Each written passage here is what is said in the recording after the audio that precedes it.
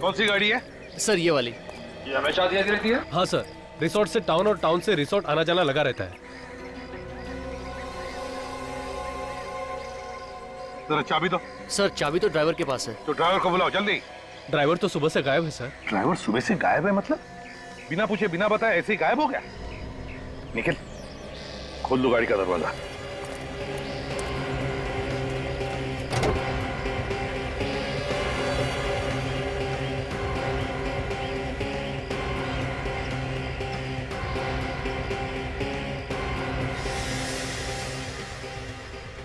गाड़ी तो एकदम साफ कर दी है।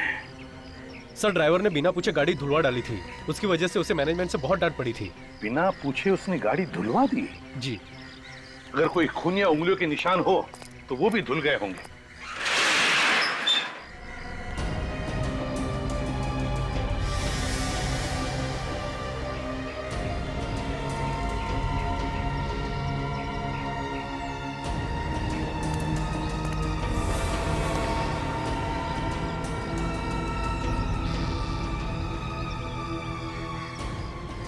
टायर में कीचड़ जैसी ये कहां से आ गई? इसका एक ही मतलब है, ये गाड़ी किसी ऐसी जगह पे गई थी जहां पर इस तरह की मिट्टी है। निखिल सर। ये मिट्टी उठाओ। सर। लाश इसी गाड़ी में ले जाई गई थी। कहां पर ये मिट्टी ही बताएगी। भाई साहब इधर सुनिए। जी। अच्छा ये बताइए कि ये इस होटल के जो पुराने फर्नीचर्स हैं वो सब कहाँ रखे जाते हैं? इस होटल के पुराने फर्नीचर यहाँ पे रखे जाते हैं।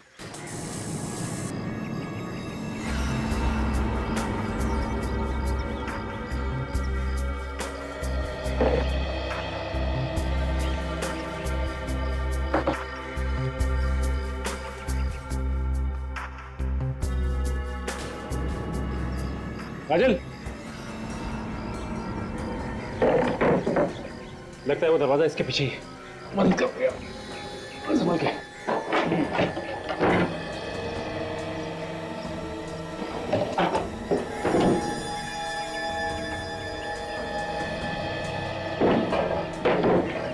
ये देखो।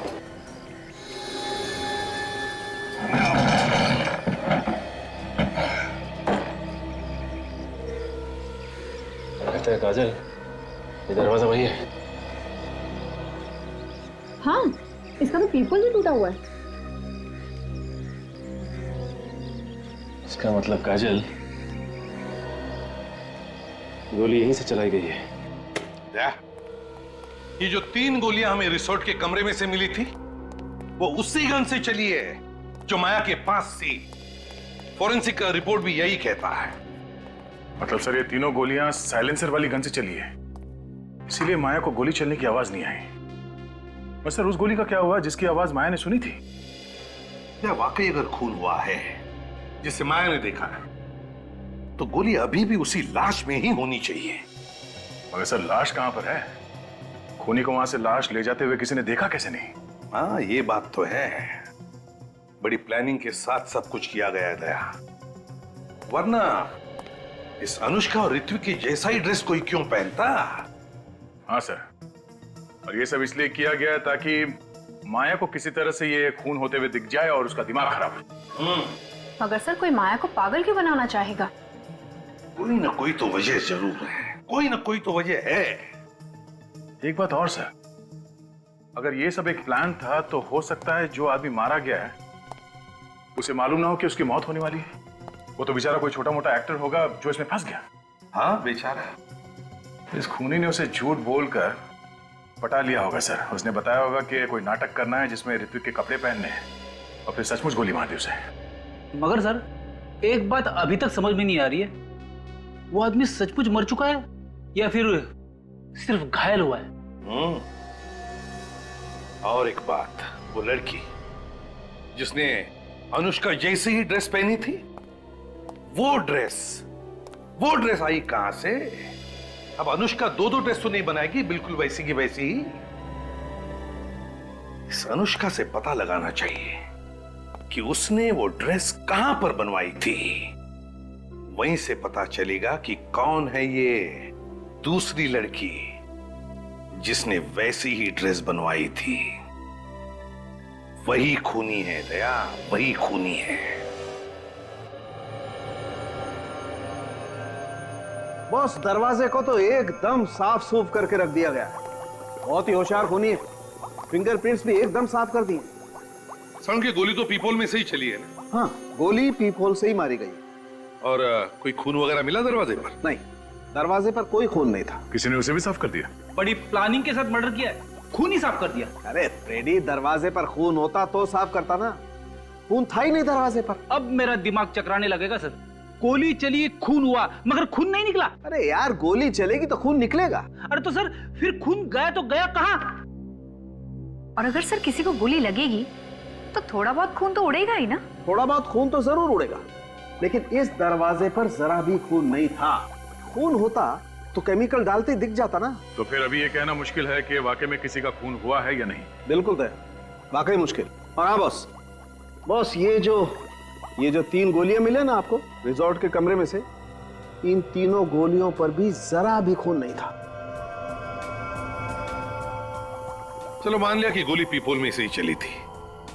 फिर जो भी कोई आदमी पीपोल की उस तरफ से बाहर देख रहा था, गोली चलते ही उसकी खोपड़ी के तो चिथड़े चिथड़े उड़ जाते।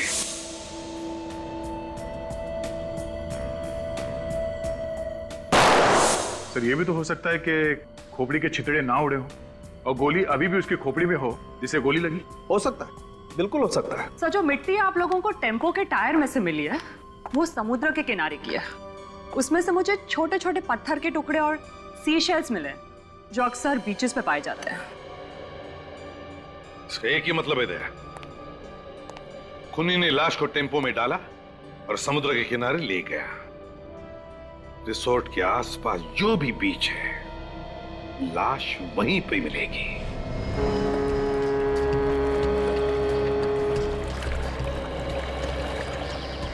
सचिन, इस रिसोर्ट के आसपास यही एक क्रीक है और वो गाड़ी यहीं पर आई थी, यहीं पर। ये देखो, ये है ना, ये देखो, यहीं पर ये सी शेल्स के बारीक बारीक टुकड़े और पत्थर टायर में घुसे थे उस गाड़ी के। मगर ये गाड़ी तो सर रिसोर्ट और टाउन के बीच में आती नहीं है। ये तो रूट ही बिल्कुल अलग है सर।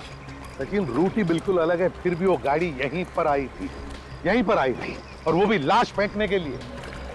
फिर तो पानी में लाश फेंक दी होगी सर, और अब तक तो मच्छी वगैरह खा भी गए होंगे।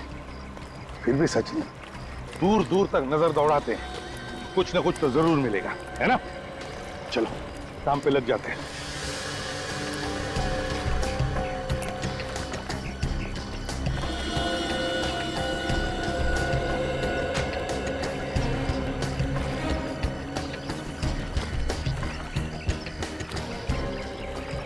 हाँ सचिन, कुछ नहीं सर।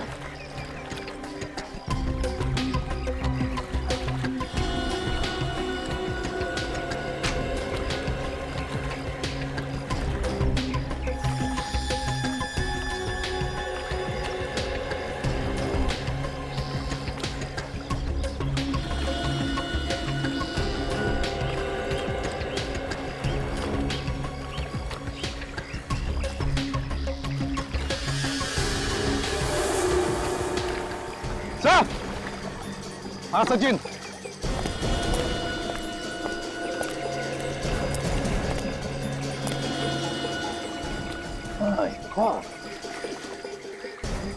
लाश इसे पलटा था।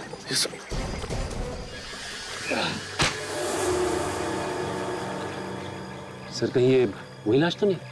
सचिन, ये वही लाश है।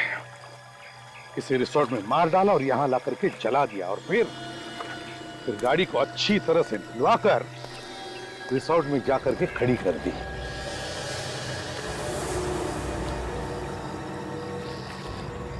सर। हाँ सचिन, ये देखिए सर। ये क्या है? ये तो कोई लोहे का टुकड़ा दिखता है, पिघला हुआ। लेकिन सर क्या हो सकता है ये? सचिन, अगर यहां पर है तो ये जरूर कोई ना कोई सबूत तो है ही है, कोई ना कोई सबूत तो है। दया, चेहरा तो इसका बुरी तरह से जल गया था, लेकिन खोपड़ी सही सलामत रही। इसलिए मैंने इसकी खोपड़ी के चारों तरफ से ही एक्सरे लिए, और बाकी का काम ये हमारे बेचारे कंप्यूटर भाई साहब ने कर दिया। इन्होंने बता दिया कि ये आदमी दिखता कैसा था। ये देखो,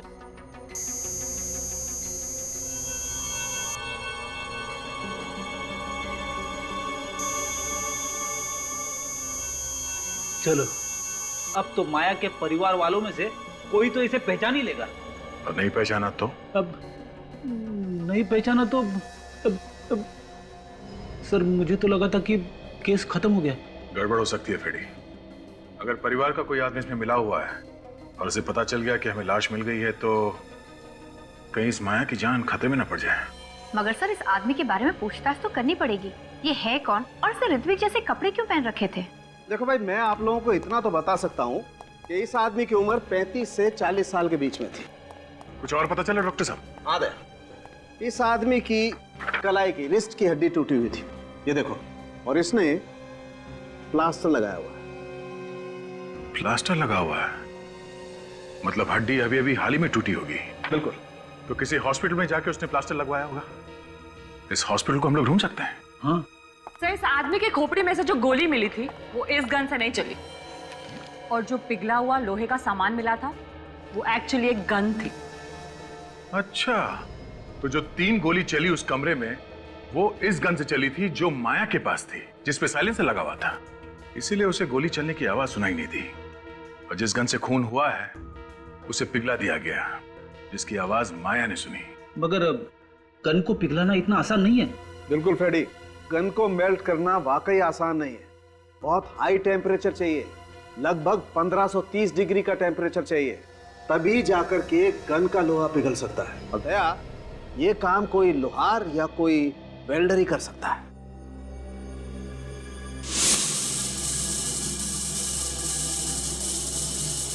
सर, एक वेल्डर रिसोर्ट में ग्रिल का काम कर रहा था, हो सकता है काम भी उसी ने किया।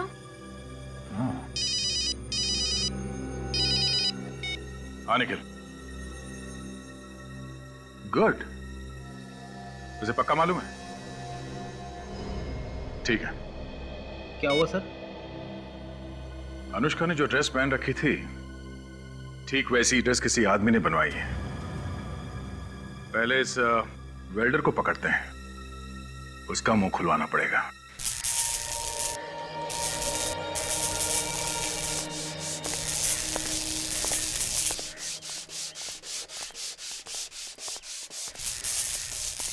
जी सर। तुम जाओ। ठीक है।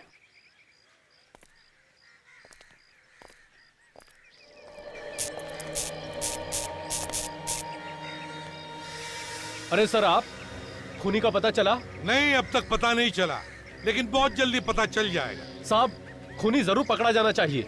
एक बात बताओ, ये जो तुम्हारा वेल्डिंग का रॉड है ना, इसमें से कितना टेम्परेचर बाहर निकलता है? पता नहीं साहब, मगर आप ये सब क्यों पूछ रहे हैं आप? नहीं, एक गन का हलवा बनाना है। गन? हाँ। कैसी गन? मैं किसी गन के बारे में नहीं जानता। सचिन, जरा बता दो, गन। हाँ, ये बताओ कि जिस रात खून हुआ उस रात तुमने किसी की गन मेल्ट की थी? हाँ, की थी। किसकी गन थी वो? मालूम नहीं साहब। इससे पहले कि कोई आ जाए, इसको अपना कमाल दिखा दो। ठीक कह रही हो काजल तुम। ये क्या कर रहे हो साहब आप? अरे साहब, गोली चल जाएगी साहब, गोली चल जाएगी। सर, गोली में चलाना सर। ये क्या कर रहे हो साहब आप? ये मर जाएगा उस आदमी की तरह। साहब, गोली चल जाएगी साहब। मर गया, मर गया, मार डाला, मार डाला, मर गया। पता चला गोली कैसे चलती है? बिना गोली चले कैसे दर्द हुआ? सोचो उसे कितना हुआ होगा दर्द जिस पर ये गोली चली थी।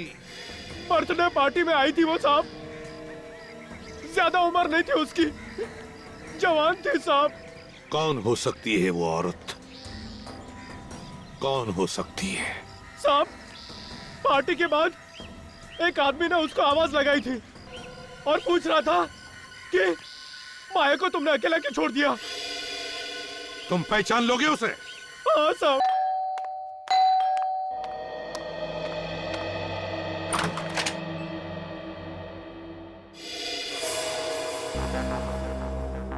सर, आप लोग यहाँ मेरे घर में? क्यों? हमारा यहाँ आना मना है क्या? नहीं सर, ऐसी कोई बात नहीं है। आप लोग अचानक ऐसे आ गए। खैर, कुछ पता चला उस रात किसका खून हुआ था और किसने किया? घबराइए नहीं अनुष्का जी, हमें ये तो पता चल ही गया है कि आपके जैसी ड्रेस कौन लेके आया। कौन मेरे खिलाफ साजिश कर रहा है? आप बस उसका नाम बताइए। मैक्स, पता चल जाएगा। वो यहीं रहता है, इसी घर में। मेरे घर में?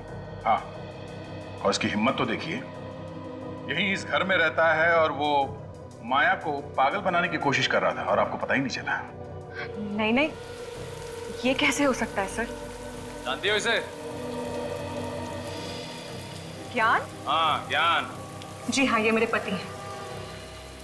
ये तुम्हारे पति हैं? हाँ, क्यों? अनुष्का जी,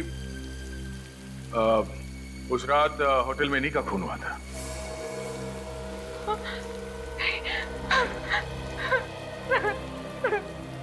और ये बात आपको पता कैसे नहीं कि उस रात को उस बर्थडे पार्टी में आपके पति भी? ये कैसे हो सकता है? ज्ञान तो यहाँ था ही नहीं, वो तो एक हफ्ते पहले ही यूएस गया था। पर वो यूएस गया ही नहीं, क्योंकि वो भी इस प्लान में मिला हुआ था।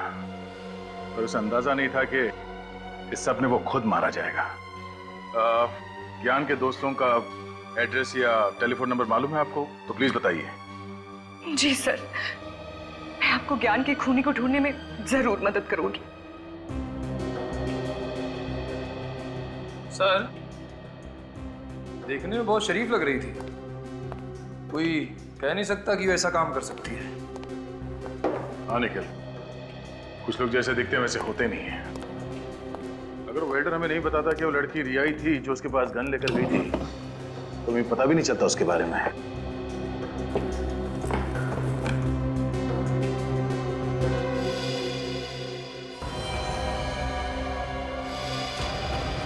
ये रिया किसी एक डॉक्टर के पास नहीं जाती थी, अलग अलग डॉक्टरों के पास जाके अलग अलग दवाइयां लिखवा कर लाती थी। बहुत सारे प्रिस्क्रिप्शन रखे हुए यहाँ पे। बहुत हेर फेर है इन दवाइयों का। फिर हो सकता है माया को पागल बनाने के लिए किया जा रहा हो। मगर रिया नर्स होकर ऐसा कर क्यों रही है? जरूर कोई ना कोई है जो रिया से सब करवा रहा है। सर, हाँ निखिल, ये देखिए।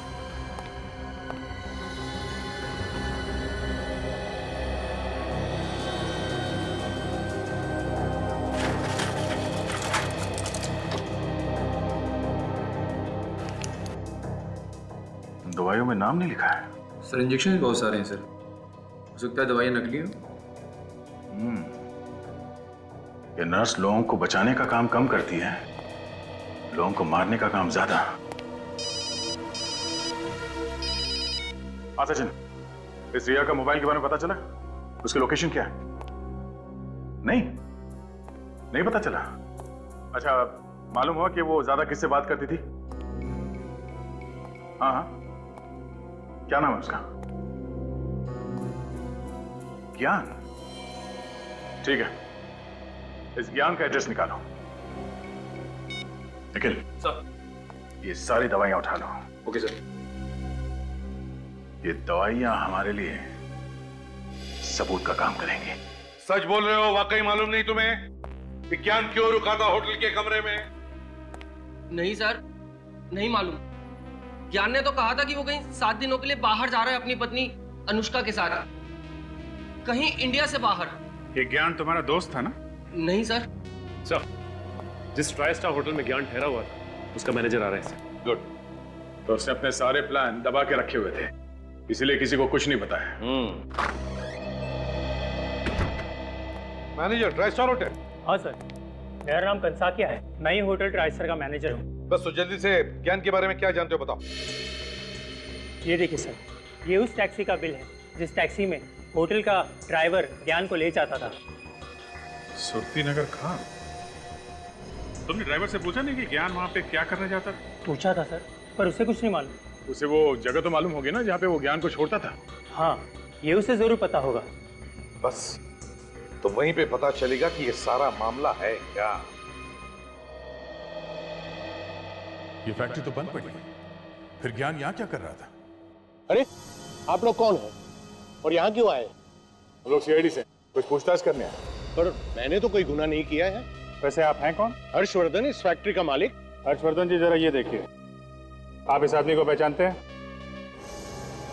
ये तो ज्ञान है, इसे क्या हुआ? इसका खून हो गया। खून? किसने किया सर? वही पता करने की कोशिश कर रहे हैं हम लोग। वैसे आप ज्ञान को कैसे जानते हैं? सर ये मेरी भतीजी माया का पति था। क्या? माया का पति? आप होश में है ना? माया का पति कोई और है, वो जिंदा है। देखिए साहब, आपको कुछ धोखा हुआ है। माया का पति यही है और आज ये मेरे पास आने वाला था जायदाद के पेपर्स लेने। किस जायदाद के पेपर्स? वही जो माया की है। ये सब जायदाद का चक्कर है। हर्षवर्धन जी, आप हमारे साथ ब्यूरो चलिए, वहीं दूध का दूध और पानी का पानी हो जाएगा। आर्नव, तुम माया के पति हो? तो फिर ज्ञान कौन है? ज्ञान? कौन ज्ञान? माया का पति। अरे माया का पति मैं हूं, मैं। और आप कैसे अंकल हैं? मैंने तो आज से पहले आपको कभी देखा ही नहीं। बंद करो तुम लोग ये नाटक। क्या है सब? ये सब जायदाद पाने का चक्कर है। धन के पीछे पड़े सब लोग। माया को जबरदस्ती पागल बनाया जा रहा है ताकि कोई उसका पति बनकर उसकी जायदाद लूट सके। खुद ही देख लो।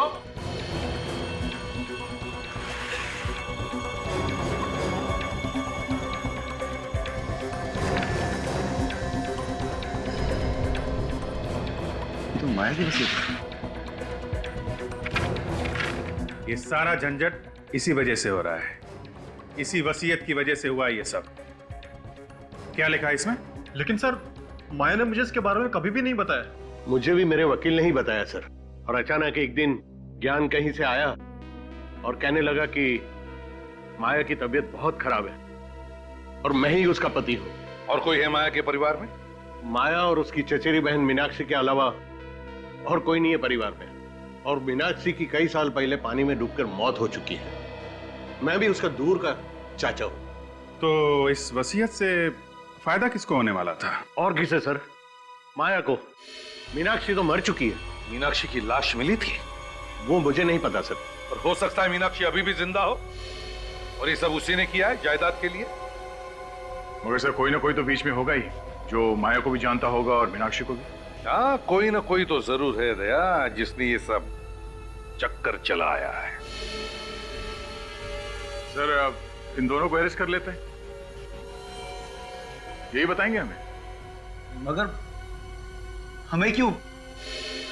सर हमने क्या किया? ज्ञान का खून और माया को ड्रग्स देकर पागल बनाया तुम लोगों ने। किसके कहने पर किया ये सब? Happy birthday to you. Happy birthday to you. Happy birthday to you. Thank you so much, thank you so much. आप लोग मेरे बर्थडे पे आए। Thanks everyone.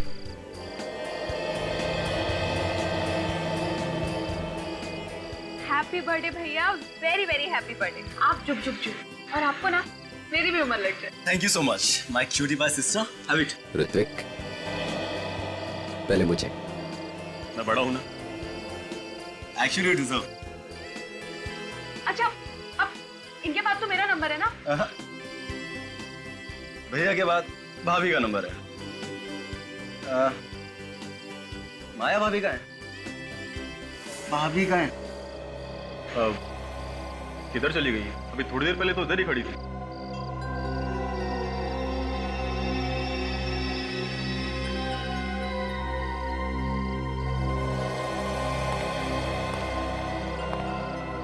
किधर है माया? तुम्हें किसके लिए रखा गया है? ध्यान नहीं रख सकते थे उसका? मैम वो अभी यहीं थी, उनको भूख लगी थी तो वो कुछ खाने के लिए काउंटर की तरफ गई थी। मुझे नहीं पता वो कहाँ चली गई अचानक से। अगर मेरी बीवी कहीं भी चली गई और उसे कुछ भी हुआ तो फिर देखना मैं तुम्हारा क्या हाल करता हूँ। अरे भैया आप इतना टेंशन क्यों ले रहे हो? भाभी यहीं कहीं होंगी। आप प्लीज रिलैक्स हो जाओ। मार डाला, उसने मार डाला। अरे वो उसने मार डाला, उसने मार डाला, उसने मार डाला उसको। माया होश में आओ। किसने मार डाला और किसको? हाँ, अनुष्का ने ऋत्विक को मार डाला। उसने खून कर दिया उसका। क्या हुआ भाभी? क्या हुआ? तुम? हाँ भाभी, मैं तो जिंदा हूँ। इसकी लाश तो वहाँ पड़ी हुई है। मैं सच बोली हूँ। हाँ? लगता है इसे झटका लगा है। इसके दिमाग की हालत अभी ठीक नहीं है। अर्नव, प्लीज इसका दिमाग की इलाज किसी अच्छे डॉक्टर से कराओ। अर्नव, मैं बिल्कुल ठीक हूँ। अनुष्का तुम झूठ बोल रहे हो। मैंने तुम्हें देखा है। तुमने ऋत्विक का खून किया है। तुमने इसी गन से उसको मारा है। तुमने खून किया है ऋत्विक का। माया, कुछ नहीं हुआ है। ये सिर्फ तुम्हारे दिमाग का वहम है। ये मेरा कोई वहम नहीं है। वहाँ ऋत्विक की लाश पड़ी हुई। तुम मेरे साथ चलो, मैं तुम्हें दिखाती हूँ। आ मेरे साथ। उसकी लाश वहीं पड़ी। हाँ, वहाँ पर है। मेरा विश्वास है, वो वहीं पर है।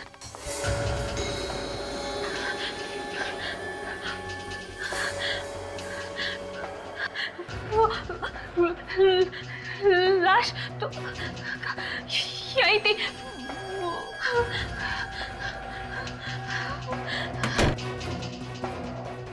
आज के दिन भी ये नाटक करने की क्या जरूरत थी तुम्हें? आखिरकार तुमने सारे मेहमानों के सामने हमारी इज्जत उछाल कर रखी थी। यही चाहती थी ना तुम? माँ, रहने दो ना। आपको तो पता ही है भाभी की दिमागी हालत। तुम मर चुके हो। मैंने देखा था तुम्हारी लाश वहाँ पड़ी हुई थी। तो ये कि आपके सामने आत्मा खड़ी है भाभी। तुम्हारा चेहरा पूरा खून से लथपथ था। तुम्हें अनुष्का ने गोली मारी है। मैंने देखा था। मैंने गोली चलाई है। हाँ, तुमने गोली मारी है ऋत्विक को। मैंने खुद से देखा। और फिर तुम कॉरिडोर में भाग गई। मैंने तुम्हारा पीछा किया। तुम्हारी ये गन पड़ी हुई थी। ये गन मैंने उठाई है।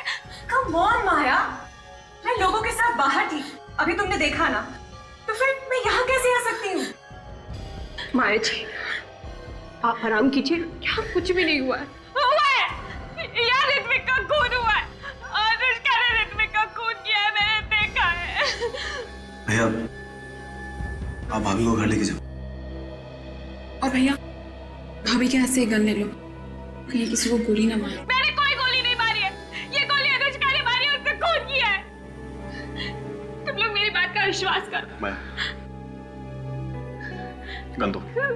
अनुष्का ने खून गन दो। बस बहुत हो गया अभी। हाँ, अब चलो मैंने बोला।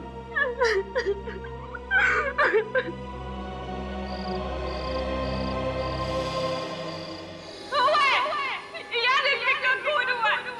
अनुष्का ने ऋत्विक का खून किया है। मैंने देखा है।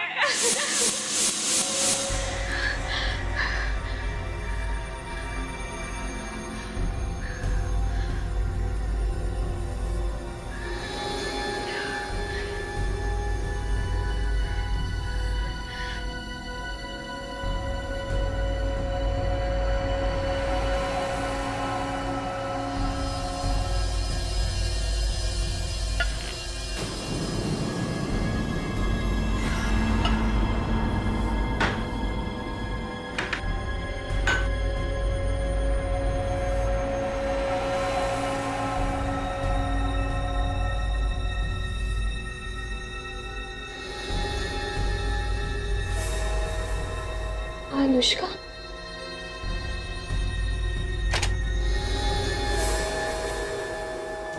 तूने मुझे खून करते हुए देखा था ना? अब तू भी नहीं बचेगी। तुझे भी मरना होगा। नहीं! क्या हुआ माई जी? मार डालेगी। मैं मरना नहीं चाहती। क्या हुआ माया? क्या हुआ? क्या हुआ माया? पता नहीं सर, ये सोते सोते अचानक से चौंक गई और कह रही है कि इन्हें कोई मारना चाहता है। कौन मारना चाहता है माया? वो वहाँ पर खड़ी अनुष्का, वो मुझे मार डालेगी।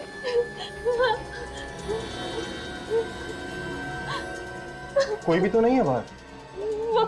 वो भी यही खड़ी थी, उसने मुझे मार देगी धमकी दी थी। आर्नव, तुम्हें कितनी बार कह चुकी हूँ कि तुम्हारी बीवी का दिमाग खराब हो चुका है। अब इसे घर में रखना ठीक नहीं है, इसे हॉस्पिटल पर जाओ।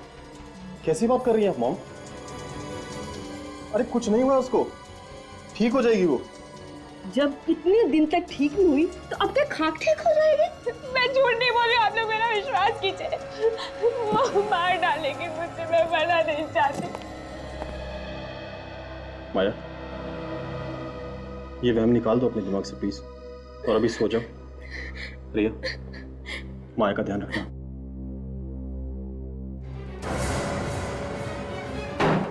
माया, माया, भाभी।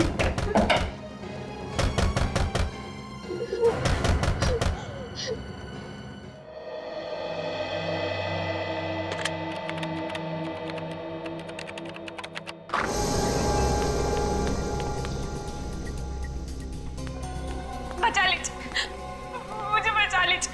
वो मुझे मार देगी, वो मुझे जान से मारना चाहती है, मुझे बचा लीजिए। देखो, घबराओ मत, घबराओ मत। अब तुम यहाँ पर आ गई हो ना, तुम्हें कोई कुछ नहीं करेगा। बैठो, बैठो। वो मुझे मार डालेगी, वो मार देगी मुझे। क्या नाम है तुम्हारा? कौन हो तुम? माया। माया। अच्छा माया, बताओ कौन मारना चाहता है तुम्हें? वो मेरे घर की खिड़की के बाहर खड़ी थी और उसके हाथ में गन भी थी। वो मुझे मार देगी। निखिल, जरा पानी लेकर आओ। मार देगी वो। उसके हाथ में गन थी और उसने तुम्हें मारा नहीं? मैं भाग के यहाँ पर आ गई। अच्छा माया, बताओ कौन है वो जिसने तुम पर गन तान के रखी थी? वो अनुष्का, एक खून कर चुकी है वो, और अब मुझे मारना चाहती है। अनुष्का? किसका किसका खून किया है अनुष्का ने? अपने बिजनेस पार्टनर ऋत्विक का खून कर चुकी। तुमने देखा खून होते हुए? तुम्हारे सामने हुआ खून? हाँ। और उसके बाद उसने तुम्हें मारने की कोशिश की? हाँ। सर, कुछ गड़बड़ है। माया, शांत हो जाओ और जरा डिटेल में बताओ, क्या क्या देखा तुमने? वो मैं ऋत्विक की बर्थडे पार्टी में गई थी और एक रिसोर्ट में। मेरी तबीयत कुछ ठीक नहीं थी, मुझे नींद सी आ रही थी, इसलिए मैं कमरे में सो गई। जैसे ही गोली चलने की आवाज सुनी, मैं और डर गई। मेरा सर चकरा रहा था, कुछ भी साफ साफ नजर नहीं आ रहा था। मैं और डर गई क्योंकि गोली की आवाज के साथ साथ किसी आदमी की चिल्लाने की आवाज भी थी। जैसे ही मैंने आंखें खोली और देखने की कोशिश की, मैं और भी डर गई। मेरी कुछ समझ ही नहीं आ रहा था कि मैं वहां पर क्या कर रही हूं। जैसे ही मैं दरवाजे पर पहुंची, ऋत्विक की लाश पड़ी थी। तब तक मुझे सब कुछ साफ दिखाई देने लगा था, इसलिए मैं ऋत्विक को उसके कपड़ों से पहचान गई, क्योंकि उसके चेहरे पर खून ही खून लगा हुआ था। इसलिए मैं मदद के लिए चिल्लाते हुए बाहर निकली। ये तो अनुष्का, अनुष्का, रुको अनुष्का। गन?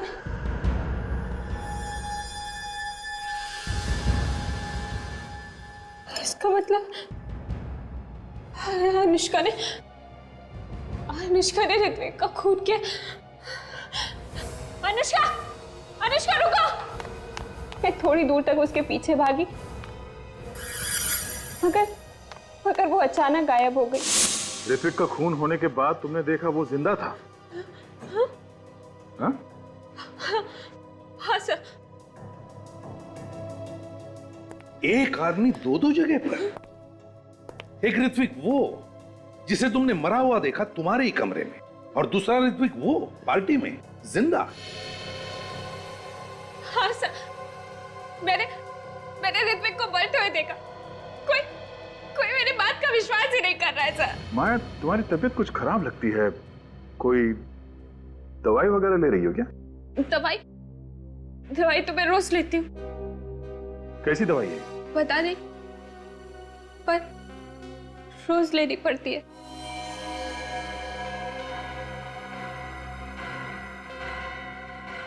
माया, हम तुम्हारे घर वालों से मिलेंगे। तुमने कुछ सोचा माया? तुमने एक जिंदा इंसान की मौत का बवंडर बना दिया। देखो अर्णव, माया को डांटने के लिए नहीं बुलाया तुम्हें यहाँ पर।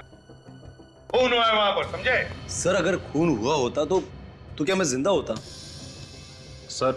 सर माया की दिमागी हालत ठीक नहीं है।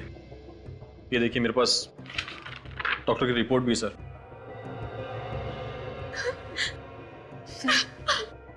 मैं माया जी को अंदर लेकर जाऊं? इन सब बातों से इनके दिमाग पर बुरा असर पड़ेगा। ठीक है, लेकर जाओ। काजल, ध्यान रखना इस पर। आइए।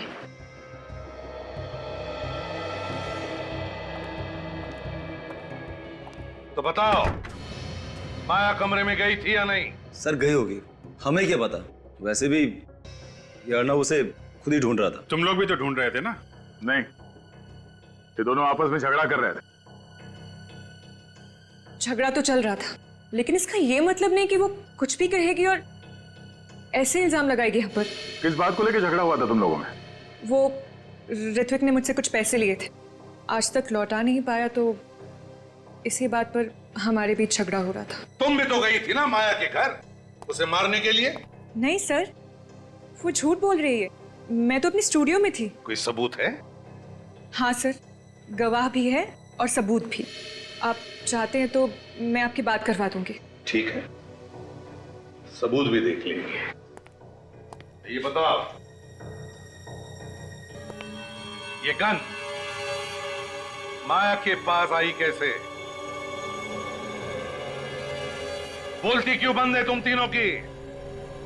कि माया सच तो नहीं बोल रही? खून हुआ है वहां पे, ऋत्विक का नहीं तो किसी और का। सर हम मानते हैं कि माया के हाथ में गन थी सर, लेकिन अगर उस कमरे में किसी का खून हुआ होता तो कम से कम वहां पे लाश तो मिलती, या फिर कमरे में कहीं ना कहीं खून के धब्बे तो मिलते सर। ठीक है, इस बार हम तीनों को छोड़ रहे हैं, लेकिन ध्यान रखना अगर जरूरत पड़े तो फिर से बुला लेंगे। जी जा सकते हो तुम लोग।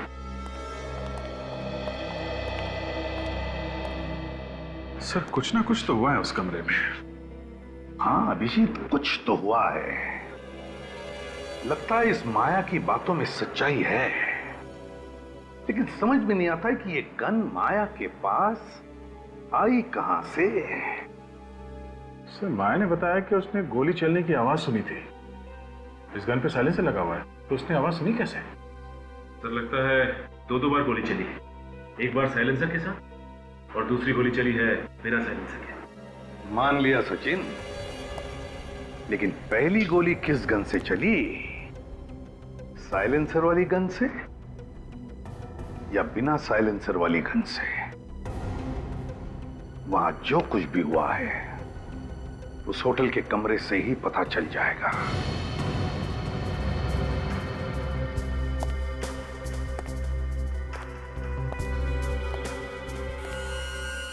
ये देखो, गोली यहां पे घुसी है।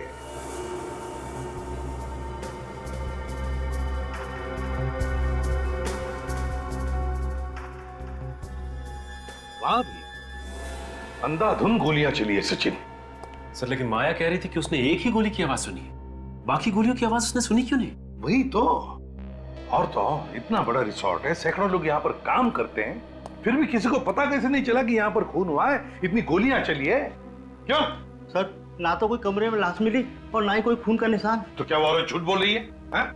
उसने अपनी आंखों से देखा ना खून होते हुए है? सर वो औरत सन की लगती है, पूरे होटल में गन लेकर घूम रही थी हाथ में, सब लोग डरे हुए थे उससे। बाहर जाके खड़े हो जाओ। सर ये माया तो ये भी कह रही थी कि लाश दरवाजे के पास यहाँ अंदर पड़ी थी घर में, और दरवाजा बंद था, तो फुरखुनी ने गोली चलाई कहां से होगी? सचिन, माया ने यह भी कहा कि वो दरवाजा खोलकर बाहर गई। इसका एक ही मतलब हो सकता है कि खूनी इस तरफ दरवाजे के बाहर खड़ा था। अगर वो दरवाजे के बाहर खड़ा था तो फिर उसने गोलियां कैसे चलाई? साहब तो ये देखिए सर, अजीब सा कांच का टुकड़ा है सर, पेड़ के नीचे मिला। वाकई अजीब सा टुकड़ा है ये, ना किसी बल्ब या ट्यूबलाइट का है ना फिर किसी फोटो फ्रेम का। जरा मैग्नीफाइंग ग्लास दे दो। ये तो कॉन्वेक्स लेंस का टुकड़ा है, कॉन्वेक्स लेंस का टुकड़ा। कॉन्वेक्स लेंस तो पीप होल में लगाया जाता है। मगर सर दरवाजे को देखकर तो नहीं लगता है कि इसका पीप होल बदला गया है। हाँ,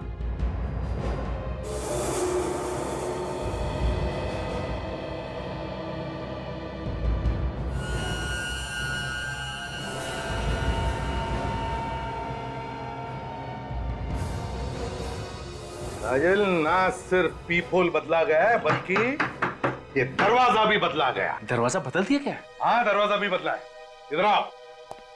कमरे का दरवाजा किसने बदला? सर रिसोर्ट में रेनोवेशन काम चल रहा है, शायद किसी ने बदल दिया हो। काम चल रहा है, शायद किसी ने बदल दिया हो। तो फिर वो बड़ा पुराना दरवाजा।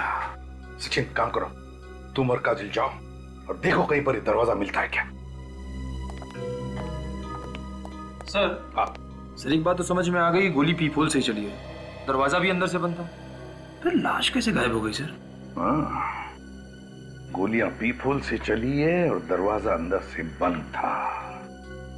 तो फिर लाश को यहां से गायब कैसे किया गया?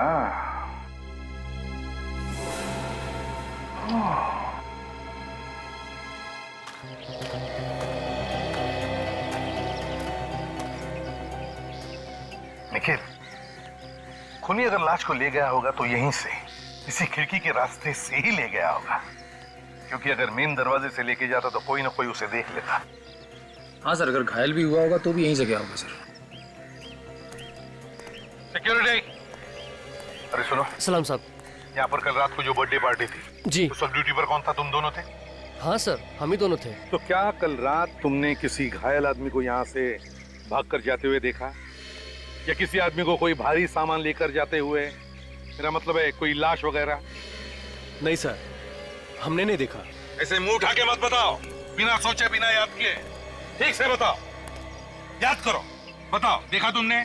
सर मुझे पक्का याद है, पार्टी खत्म होने तक यहाँ से कोई नहीं गया था। किसी गाड़ी को जाते हुए देखा? हाँ सर, गाड़ी गई थी यहाँ से।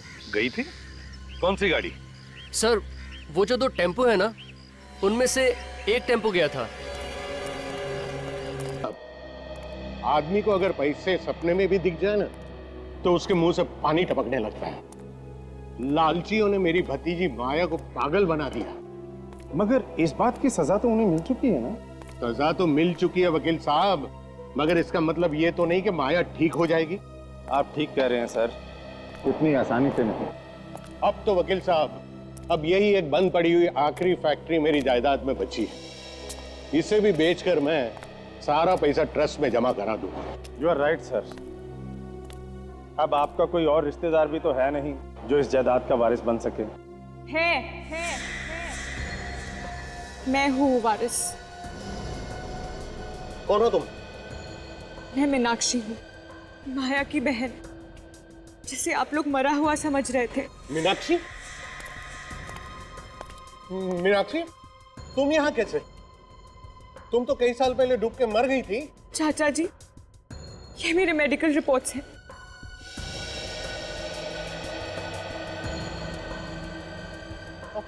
अब तक सामने क्यों नहीं आई? मेरी बात का लोग विश्वास नहीं करेंगे, मुझे इस बात का डर था। हाँ, तुम्हारा डर सही था भी। हम भी तो यही पूछने वाले हैं कि इतने दिनों से कहां छुपी थी तुम, और क्यों? सीआईडी। हाँ, सीआईडी। तुम्हें लगा कि ऋतिक और अर्णव ये तो पकड़े जा चुके हैं, केस खत्म, अब तुम खुल के सबके सामने आ सकती हो। यहाँ आने का रास्ता भी हमने ही खोला है। अनुष्का जी, आई एम सॉरी, मीनाक्षी जी है, ताकि यहाँ खुद आकर तुम कहो कि सारी जायदाद की वारिस मैं ही हूं।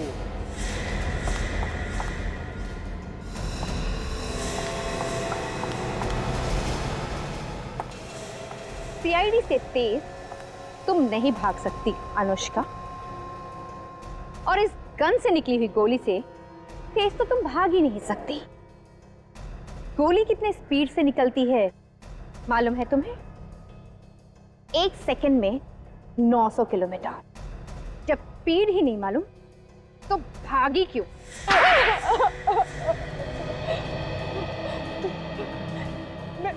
मैं किसी भी हालत में जायदाद खोना नहीं चाहती थी।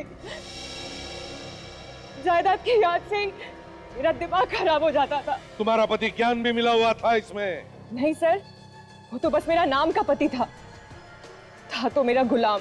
सुना, अपने पति को गुलाम कह रही। एक जमाना था जब औरतें अपने पति को भगवान मानती थी सर, और ये तुमने अपने पति ज्ञान को ऋत्विक के कपड़े पहना दिए और फिर उस पर गोली चला दी। उस बेचारे को पता भी नहीं चला होगा कि मौत कब आ गई।